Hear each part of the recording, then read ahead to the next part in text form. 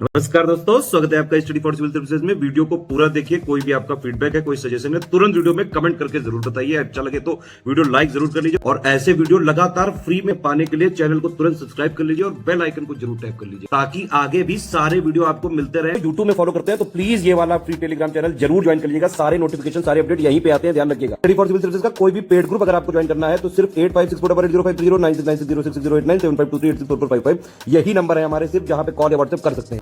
Instagram पे हमारा page जरूर फॉलो कर लीजिएगा, study4civil.services है। ट्विटर पे हमको जरूर फॉलो कर लीजिएगा, @study4civils है। ऐप्स एंड पोर्टल्स से भी हमारे एग्जाम में क्वेश्चन आते हैं, लेकिन ये सारे ऐप्स एंड पोर्टल्स जरूरी नहीं होते हैं, प्राइवेट वाले। कुछ गवर्नमेंट एजेंसीज, हमारी गवर्नमेंट बॉडीज़, कुछ मंत्रालय किसी विशिष्ट उद्देश्य से कोई ऐप जारी करते हैं, पोर्टल प्लेटफॉर्म जारी करते हैं। उससे कुछ विशिष्ट नाम अगर दिया होता है तो नाम हमारे एग्जाम में पूछा जा सकता है। उस विशिष्ट ऐप एंड पोर्टल का अगर कोई उद्देश्य होता है तो हमारे एग्जाम में पूछा जा सकता है। कई बार ये भी पूछ सकते हैं कि किसने उसे जारी किया और किस टाइमलाइन में जारी किया। ठीक है, तो ये सारी डिटेल्स हम लोग यहाँ पर कवर कर लेंगे। तो आगे से पीछे की तरफ जाते हुए मार्च 2023 के एंड तक जितने ऐप्स, पोर्टल, प्लेटफॉर्म जारी किए गए हैं उससे पीछे जाते हुए हम चलेंगे।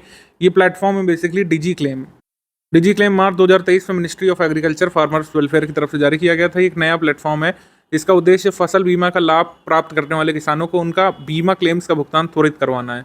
आपको पता है कि प्रधानमंत्री फसल बीमा योजना चल रहा है, उसके तहत कई सारे क्लेम्स होते होंगे, तो उनके क्लेम्स के कुशल निपटान के लिए या फिर टाइमली डिसबर्समेंट के लिए ये डिजी क्लेम प्लेटफॉर्म शुरू किया गया, जिससे जो भी फसल बीमा योजना के तहत किसान का कोई क्लेम है तो उसको जल्दी से उसका निपटान किया जा सके। वैदिक हेरिटेज पोर्टल 23 मार्च 2023 को गृह मंत्री ने जारी किया है। इंदिरा गांधी राष्ट्रीय कला केंद्र ने इसको विकसित किया है। इसका उद्देश्य वेदों की अधिकतम जानकारी उपलब्ध कराना है। आप जानते हैं कि वेद हमारी पहचान है, लेकिन इंटरनेट पर बहुत ज़्यादा जानकारी इसके बारे में नहीं अवेलेबल है और हर कोई मोटी मोटी बुक्स अफोर्ड नहीं कर सकता है, जो थीसिस वगैरह लिखी हैं विद्वानों ने। तो इसके लिए ये फ्री ऑफ कॉस्ट वैदिक हेरिटेज पोर्टल शुरू किया गया है, जिसमें विभिन्न जानकारियाँ वेदों के बारे में डाली जाएंगी। इसके अलावा 64 कलाओं पर एक वर्चुअल संग्रहालय कला वैभव का भी लोकार्पण किया गया था। एक डिजिटल प्लेटफॉर्म सागर मंथन शुरू किया गया है ministry of port shipping waterways के द्वारा।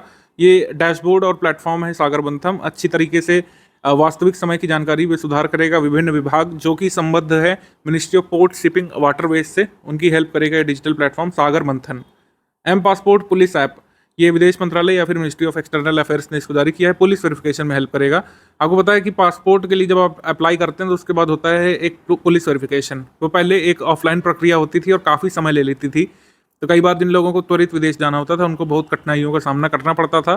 तो अब पुलिस वेरिफिकेशन का जो टाइमलाइन है उसको रिड्यूस करेगा, ये उसको कंस्ट्रिक्ट करेगा और जितना समय पुलिस वेरिफिकेशन लगता है उसको कम करने का काम करेगा ये एम पासपोर्ट पुलिस ऐप।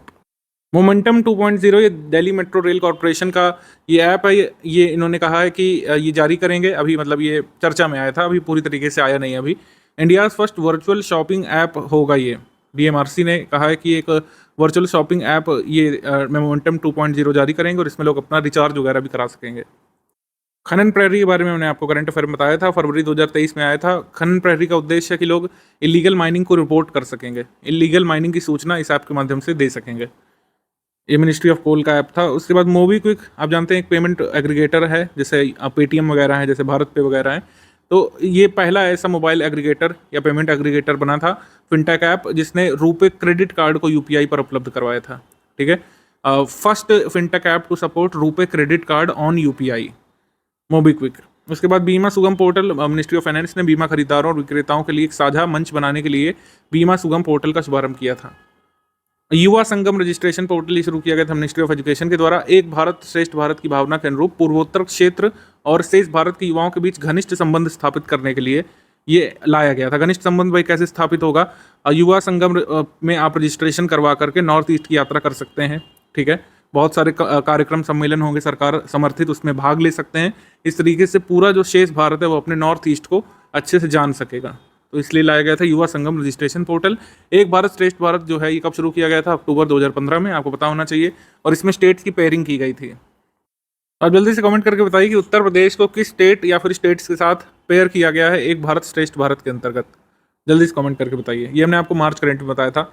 इसके बाद one family one identity portal, ये हमने आपको उत्तर प्रदेश करंट अफेयर में बताया था कि उत्तर प्रदेश की गवर्नमेंट लाई है कि जिनका आधार कार्ड नहीं बना है किसी कारण से, ऐसा तो है नहीं कि आधार कार्ड नहीं बना होगा, फिर भी अगर कोई फैमिली ऐसी रह गई है जिसको नेशनल फूड सिक्योरिटी एक्ट के तहत या फिर प्रधानमंत्री गरीब कल्याण अन्न योजना का राशन नहीं मिल रहा है तो उनको खाद्य सुरक्षा उपलब्ध करवाई जाएगी इस one family one identity portal के माध्यम से। और बाकी उत्तर प्रदेश की गवर्नमेंट स्कीम्स और सर्विसेज का एक्सेस दिलाना भी इस पोर्टल का उद्देश्य है। उसके बाद AI powered personalised news feed Artifact app, ये इंस्टाग्राम वालों का ऐप ये आया था या फिर आने वाला है। ये टेक्स्ट वर्जन होगा टिकटॉक का। तो जैसे टिकटॉक आप शॉर्ट वीडियो स्क्रॉल करते हैं, वैसे ही कुछ टेक्स्ट बेस्ड न्यूज़ फीड भी आप स्क्रॉल कर सकेंगे ऐसे, ठीक है। तो ये टेक्स्ट बेस्ड वर्जन है टिकटॉक का, इसको अच्छे से इन्होंने डिफाइन किया है, Artifact. Mumbai one mobile app, Bharat के प्रधानमंत्री ने मुंबई की यात्रा की थी, आपको पता होगा। 19 जनवरी 2023 को मुंबई वन मोबाइल ऐप और नेशनल कॉमन मोबिलिटी कार्ड जारी किया है। ये मोबाइल वन ऐप क्या करेगा, मुंबई वन मोबाइल ऐप, इससे क्या होगा कि आप अपने मोबाइल में डाउनलोड करेंगे उसको, आप मेट्रो में दिखा सकते हैं इसको, मेट्रो का टिकट का वो काम करेगा। आप बाहर निकल करके अगर मेट्रो में पार्किंग का सुविधा लेते हैं तो उससे आप पेमेंट कर सकेंगे इसको। और फिर इसको ऐसे डेवलप किया जा रहा है कि कुछ बसेस वगैरह में भी सपोर्ट करेगा, ये डिजिटली आप दिखा सकते हैं पास के रूप में। तो कई सारे आप चीज़ें यूटिलिटीज़ यूज़ करने की अपेक्षा की, मतलब भाई मेट्रो के लिए अलग आपका ऐप है, अब बैटरी रिक्शा या ऑटो रिक्शा से गए तो आपका अलग ऐप है, बस से अगर यात्रा किया तो अलग ऐप है।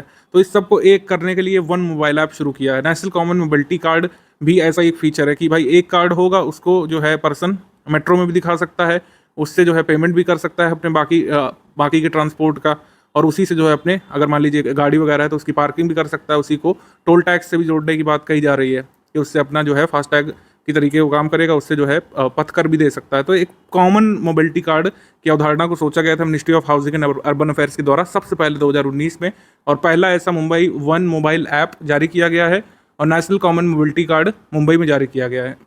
आप ऐसे सोचिए कि जैसे उमंग पोर्टल आया था, ठीक है, उमंग पोर्टल आया था 2018 के करीब, उसमें क्या था, उसमें सारी गवर्नमेंट सर्विसेज को एक में कर दिया था। तो वैसे ही जितनी भी आपको यूटिलिटीज़ चाहिए होती हैं, पेमेंट से एसोसिएटेड, पार्किंग से एसोसिएटेड, और भी कुछ सामान खरीदना हुआ, रिचार्ज कराना हुआ, तो सबको एक में करना चाहते हैं। ये है यहाँ पे उद्देश्य नेशनल कॉमन मोबिलिटी कार्ड का। अब कार्ड होगा तो कार्ड की तरीके से काम करेगा, ऐप होगा तो मोबाइल में काम करेगा।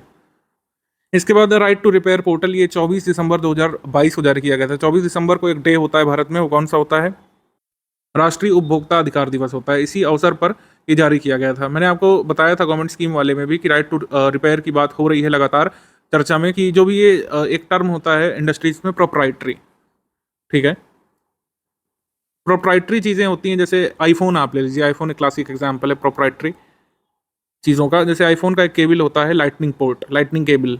टाइप सी होता है हमारे एंड्रॉयड मोबाइल में। टाइप सी जो है मेजर चीज़ों में आजकल काम आ रहा है, और इवन यूरोपियन यूनियन ने कहा है कि अगले साल जो आईफोन आएगा, आईफोन 15, उनको हर हाल में टाइप सी ही इंटीग्रेट करना पड़ेगा। तो प्रोप्राइटरी केबल एक होता है, तो मतलब वो केवल आईफोन में काम करता है और किसी कहीं काम नहीं करेगा। ऐसे ही आईफोन के साथ समस्या कि आईफोन वो इस तरीके का बनाते हैं कि इसका रिपेयर जो है नहीं होता जनरली शॉप्स वगैरह में, और अगर आप कराने की कोशिश करते हैं तो जो वारंटी में अगर होता है तो वारंटी भी वॉइड हो जाती है। तो ये सब जो रिस्ट्रिक्शंस कंपनीज लगा करके रखती हैं कि आप रिपेयर नहीं कराइए, सेल्फ तो कर ही नहीं सकते, दूसरे से भी ना कराइए, थर्ड पार्टी, आप हमसे ही रिपेयर कराइए, हमारे ही ऑफिशियल सर्विस सेंटर से, जो कि बहुत ज़्यादा चार्ज लेते हैं।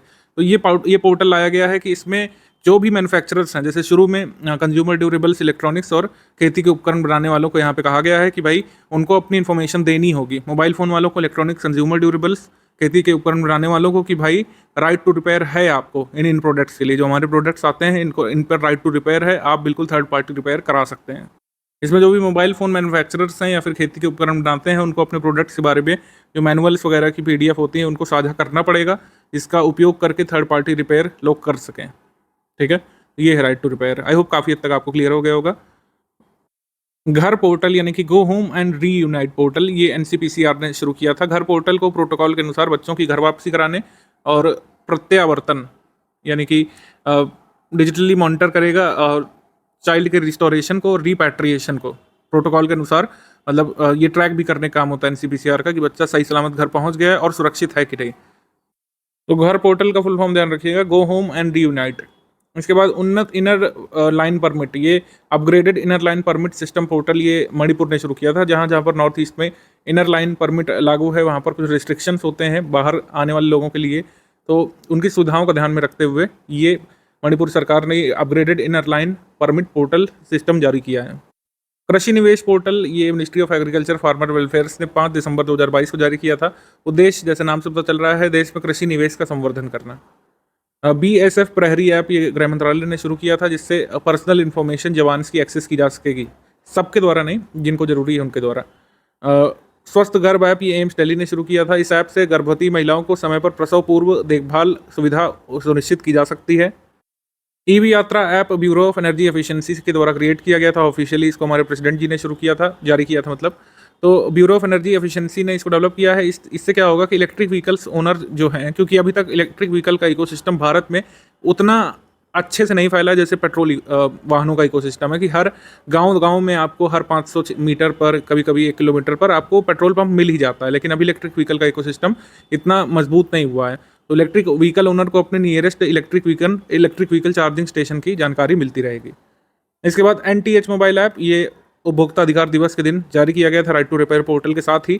इसमें उपभोक्ताओं को उन अधिकारों से संबंधित जानकारी और सहायता प्रदान करने और उत्पादों या सेवाओं से जुड़ा उनका कोई भी विवाद है, मान लीजिए कोई ई-कॉमर्स कंपनी है, उसने आपके के साथ ठगी की, आपके डिलीवरी में आईफोन की जगह साबुन आ गया, तो ये सब चीज़ें आदमी को समझ में नहीं आता था कि कैसे इनको डील करें, क्योंकि उनके पास सिर्फ हेल्पलाइन नंबर रहता था कंपनी का। मान लीजिए हेल्पलाइन कोई नहीं पिक कर रहा है तो क्या करें, तो किस तरीके से वो अपना मैटर रिजॉल्व कर सकते हैं, या फिर फर्दर क्या अधिकार है उनके पास, कंज्यूमर कोर्ट कैसे जा सकते हैं, ये सब जानकारियाँ NTH मोबाइल ऐप से उपलब्ध कराई गई थी। ई कुंभ पोर्टल ये मिनिस्ट्री ऑफ एजुकेशन ने डेवलप किया है। ऑफिशियली इसको हमारी राष्ट्रपति जी ने जारी किया था। इसका एक फुल फॉर्म बनता है कुंभ का, K for knowledge, U for unleashed, M for multiple और B फॉर भारतीय languages. Knowledge unleashed in multiple भारतीय लैंग्वेजेस, 12 मतलब हमारी जो अनुसूचित भाषाएं हैं। कितनी शेड्यूल्ड लैंग्वेजेस हैं जल्दी से पहले तो आप कमेंट करिए। तो उनमें से 12 अनुसूचित भाषाओं में इंजीनियरिंग पाठ्यक्रम और किताबें उपलब्ध होंगी, जो जनरली नहीं होती थी अभी तक। ठीक है, तो धीरे धीरे ministry of education E Kumbh portal पर इंजीनियरिंग से संबंधित किताबें वगैरह उपलब्ध कराएगी 12 शेड्यूल्ड इंडियन लैंग्वेजेस में। हमारा सरकार पोर्टल, इसके बारे में गवर्नमेंट स्कीम में हमने बताया था, delivery of government services at door step, ये उद्देश्य है अमर सरकार पोर्टल का। गवर्नमेंट ऑफ त्रिपुरा का है, ध्यान रखिएगा। जस्ट इस मोबाइल ऐप, ध्यान रखिएगा, जस्ट इस मोबाइल ऐप ये सुप्रीम कोर्ट ऑफ इंडिया के स्टाफ के लिए है बेसिकली। तो वहाँ पर न्यायालय संचालन करने में और केसों का प्रबंधन करने में अधिकारियों को मदद मिले, सुप्रीम कोर्ट के अधिकारियों को, उसके लिए जस्ट इस मोबाइल ऐप शुरू किया गया था। मार्ग पोर्टल, ये department of promotion of industries and internal trade के द्वारा, इसमें स्टार्टअप्स को मेंटरशिप दी जाएगी। नेशनल मेंटरशिप प्लेटफॉर्म है ये, स्टार्टअप इंडिया के तहत इसको डेवलप किया गया है। उत्तर प्रदेश मातृभूमि स्कीम, उत्तर प्रदेश मातृभूमि पोर्टल, अक्टूबर 2022 में न्यूज़ आई थी क्या, कि मातृभूमि पोर्टल के माध्यम से कोई भी व्यक्ति या निजी संस्था अपने नाम पर या पूर्वजों के नाम पर किसी ग्राम पंचायत में कोई विकास कार्य करा सकता है, कोई इंफ्रास्ट्रक्चर खड़ा कर सकता है, बेंचेस लगवा सकता है, पानी की टंकी वगैरह बनवा सकता है, अपना योगदान कर सकता है। तो कुल खर्च की 40% रकम सरकार देगी, 60% वो व्यक्ति देगा और उसके नाम पर वो ग्राम पंचायत में छोटे मोटे कार्य करा सकता है। मातृभूमि योजना आई थी, मातृभूमि योजना के तहत ही मातृभूमि पोर्टल ये आया है। माँ भारती के सबूत वेबसाइट मिनिस्ट्री ऑफ डिफेंस ने बनाई थी। सैन्य अभियानों के दौरान कई सारी कैजुअलिटीज़ हो जाती थी सशस्त्र बलों की, उसके कर्मियों के परिवार की रक्षा मतलब मदद करने के लिए आर्म्ड फोर्सेस के पर्सनल जो सकम्ब कर जाते थे कैजुअलिटीज़ से मिलिट्री ऑपरेशंस में, उनके परिवार की मदद करने के लिए माँ भारती के सपूत वेबसाइट आई थी। माँ भारती के सपूत वेबसाइट के ब्रांड एम्बेसडर कौन है, ये हम आपको ब्रांड एम्बेसडर वाले सेक्शन में बताएंगे। भविष्य portal ministry of science and technology ने जारी किया था। सरकार का उद्देश्य था पेंशन भोगियों के जीवन में सुगमता लाना। अच्छा, इससे संबंधित एक स्पर्श पोर्टल पहले से चल रहा है, तो अब ये आ चुका है भविष्य पोर्टल। अब आ जाते हैं पंख पोर्टल। पंख पोर्टल जो है गवर्नमेंट ऑफ उत्तर प्रदेश का है। 5 नए पोर्टल बेसिकली शुरू किए गए थे कक्षा 10 से कक्षा 12 के करियर में मदद करने के लिए। पंख पोर्टल, पहुंच पोर्टल कक्षा 9 से 12 तक के स्कूलों की स्थिति मैपिंग करने के लिए, जो हमारे ब्लॉक एजुकेशन ऑफिसर्स वगैरह यूज़ करते हैं कई बार। प्रज्ञान ई लाइब्रेरी पोर्टल है, ठीक है। परख पोर्टल के माध्यम से स्कूलों की ग्रेडिंग होगी। पहचान पोर्टल के माध्यम से हर स्कूल का वेब पेज एक्सेस किया जा सकेगा। तो ये कुछ पोर्टल्स हैं, और आप जरूर जब उत्तर प्रदेश में शिक्षा के बारे में आएगा क्या नीतियाँ वगैरह चल रही हैं, तो आप इनको मेंस में जरूर मेंशन कर सकते हैं। जलदूत एप्लीकेशन देखने में लगेगा कि मिनिस्ट्री ऑफ जल शक्ति का हो सकता है, लेकिन नहीं, मिनिस्ट्री ऑफ रूरल डिपार्टमेंट का है, मिनिस्ट्री ऑफ रूरल डेवलपमेंट का है बेसिकली। जलदूत ऐप भारत सरकार के ग्रामीण विकास मंत्रालय ने विकसित किया है। इसमें चयनित कुओं के जल स्तर का पता लगाया जा सकेगा। गांवों के चयनित कुओं के जल स्तर का पता लगाया जा सकेगा इससे। सितंबर 2022 में कौशल विकास उद्यमिता मंत्रालय ने बेसिकली चर्म क्षेत्र में यानी लेदर इंडस्ट्री में कौशल विकास करने के उद्देश्य से ये ऐप शुरू किया था, ठीक है। इसका फुल फॉर्म है skill certification assessment for leather employees app. इसके बाद sign learn smartphone app, ministry of social justice empowerment की तरफ से। इसमें करीब 10,000 शब्दों का इंडियन साइन लैंग्वेजेस का डिक्शनरी उपलब्ध है। जैसे आप जानते हैं कि जो मूक बधिर व्यक्ति होते हैं वो क्या करते हैं, साइन लैंग्वेजेस का उपयोग करते हैं। तो सबको साइन लैंग्वेजेस नहीं आती हैं, तो करीब 10,000 वर्ड्स जो कि साइन लैंग्वेजेस में बोले जा सकते हैं, इंडियन साइन लैंग्वेजेस में, उसको उपलब्ध कराया गया है यहाँ पर साइन लर्न मोबाइल ऐप से। Common registration facility my ration my right portal, इसको उपभोक्ता मामले और खाद्य और सार्वजनिक वितरण मंत्रालय ने शुरू किया था। मतलब आपको पता है कि जैसे one nation one ration card हो गया है, तो माई राइट पोर्टल से आप अपने राशन वगैरह की जानकारी प्राप्त कर सकते हैं। ठीक है, ये सब जानकारियाँ उसमें उपलब्ध होंगी। बाल Raksham mobile app ministry of Ayush ने शुरू किया था। माता पिता के बीच आयुर्वेद के माध्यम से बाल रोग निवारक स्वास्थ्य देखभाल के प्रति जागरूकता सृजित करना इसका उद्देश्य था। ठीक है, मतलब आयुर्वेद के माध्यम से कि बच्चों का इलाज माता पिता करा सकते हैं छोटा मोटा, इसके अवेयरनेस क्रिएट करने के लिए बाल रक्षा मोबाइल ऐप आया था जुलाई 2022 में। निदान पोर्टल ये गृह मंत्रालय का है। निदान का फुल फॉर्म यहाँ पर समझ लीजिएगा, national integrated database on arrested narco offenders. तो पता चल गया किस बारे में है, ये कैपेसिटी इन्हेंसमेंट के लिए था। जो लॉ इन्फोर्समेंट एजेंसीज हैं जो कि ड्रग रिलेटेड ऑफेंसेस के लिए कार्य करती हैं, वो अपने समन्वय बना सकें, इसके लिए निदान पोर्टल आया था। परीक्षा संगम पोर्टल के बारे में बात कर ले, सीबीएसई ने जारी किया था। क्षेत्रीय कार्यालयों और सीबीएसई मुख्यालय द्वारा जो परीक्षा संबंधी विभिन्न गतिविधियां होती हैं, प्रक्रियाएं होती हैं, उनको इंटीग्रेट करने का काम ही करने वाला था। कब पेपर आएंगे, कैसे पेपर मिलेंगे, स्कूल्स को कैसे बटेंगे, मूल्यांकन संबंधी बातें, ये सब। उसके बाद परिमाण पोर्टल, वेब जियो पोर्टल है परिमाण portal, national capital region planning board के द्वारा जारी किया गया एक जियो पोर्टल परिमाण है, जो शुरू में एनसीआर में इस्तेमाल किया जाएगा और बाद में जो है रिमोट सेंसिंग और जीआईएस बेस्ड प्रौद्योगिकी के प्रभावी उपयोग के लिए और भी एक्सटेंड किया जाएगा भारत में। इसके बाद geospatial self certification portal में department of science and technology ने शुरू किया है to improve geospatial industries and easy access to data. EV Mitra mobile app ये बेंगलुरु में बेस्कॉम नामक कंपनी ने शुरू किया है। तो बेंगलुरु कर्नाटक में इलेक्ट्रिक व्हीकल चार्जिंग स्टेशन के बारे में जानकारी उपलब्ध कराएगा। जन समर्थ पोर्टल, इसके बारे में हमारे पेपर में आया था। किस पेपर में आया था? 12 फरवरी को जो पेपर हुआ था उसमें आया था। जन समर्थ पोर्टल का नाम पूछा गया था, मतलब जन समर्थ पोर्टल किसके लिए है ये पूछा गया था बेसिकली, कि ये था क्रेडिट लिंक्ड गवर्नमेंट स्कीम की जानकारी देने के लिए। निर्यात portal, national import export record for yearly analysis of trade, ये फुल फॉर्म है। इसको ऑफिशियली प्रधानमंत्री ने जारी किया था। इसको डेवलप किया ministry of commerce and industries ने। ये वन स्टॉप प्लेटफॉर्म है, सारे स्टेक होल्डर्स को सारी जानकारी उपलब्ध कराएगा कि इंडिया क्या फॉरेन ट्रेड करता है। और आपको पता होगा कि ये पब्लिक नहीं है, ठीक है, इसमें जो है अकाउंट बनाना पड़ता है, लॉगिन करना पड़ता है। तो जो स्टेक होल्डर्स हैं जिनको ये जानकारी जानना जरूरी है, उनको ये एक्सेस मिलेगा इन्फॉर्मेशन का। आभा मोबाइल ऐप को रिवाइज किया गया था मई 2022 में, ठीक है। NDHM हेल्थ रिकॉर्ड्स ऐप के नाम से जाना जाता था, लेकिन अब ये आभा के नाम से जाना जाएगा। संभव पोर्टल उत्तर प्रदेश में शुरू किया गया था जन शिकायतों का त्वरित निपटान करने के लिए और सार्वजनिक सुविधा वितरण प्रणाली है इसमें सुधार करने के लिए। वैसे तो ये विभिन्न स्टेक होल्डर्स के लिए है और विभिन्न ग्रीवेंस रिड्रेसल के लिए, लेकिन अभी उत्तर प्रदेश में बेसिकली बिजली विभाग की शिकायत वगैरह करने के लिए इसका इस्तेमाल किया जा रहा है। हालांकि ये स्पेसिफिक नहीं कि केवल बिजली विभाग के लिए। संभव पोर्टल के तहत जितने भी उत्तर प्रदेश में विभाग हैं उनसे संबंधित अगर आपको कोई भी ग्रीवेंस है, वहाँ के विभाग के द्वारा कोई सर्विस आपको नहीं दी जा रही, तो आप इसमें शिकायत कर सकते हैं। टेम्पल 360 पोर्टल ये शुरू किया गया मीनाक्षी लेखी के द्वारा, यूनियन मिनिस्ट्री ऑफ कल्चर में है ये इस समय, होल्ड किए हुए हैं पोस्ट वहाँ पे। ई दर्शन, ई आरती, ई प्रसाद वगैरह भी इसमें शामिल हो गया है कि आप जो है मतलब अगर नहीं वहाँ पहुँच सकते हैं तो अपना कंट्रीब्यूशन कर सकते हैं। उसके बाद डिजिटल संसद ऐप लोकसभा अध्यक्ष ओम बिरला ने जारी किया था। नागरिकों को केंद्रीय बजट 2022 लाइव सदन की कार्रवाई देखने के लिए ये अनुमति देने वाला था।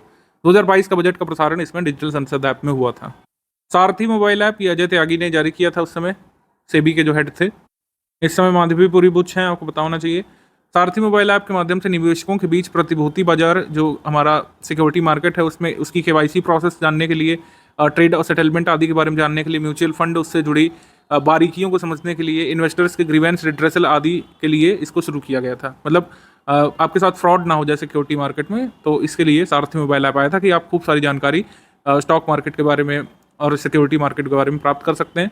कोयला दर्पण पोर्टल ये कोल मिनिस्ट्री ने जारी किया था। इस पोर्टल का उद्देश्य ये था कि विभिन्न स्टेक होल्डर्स जो हैं कोल मिनिस्ट्री में उनका प्रदर्शन वगैरह देखा जा सके, ठीक है। मतलब पब्लिक के लिए नहीं था ये, उनका इंटरनली था कोयला दर्पण पोर्टल। इतने ऐप पोर्टल जरूरी हैं और अगर कोई रह गया है हमेशा की तरह मैं कहूँगा तो उसको वन लाइनर करंट अफेयर में कवर करा दी जाएगा।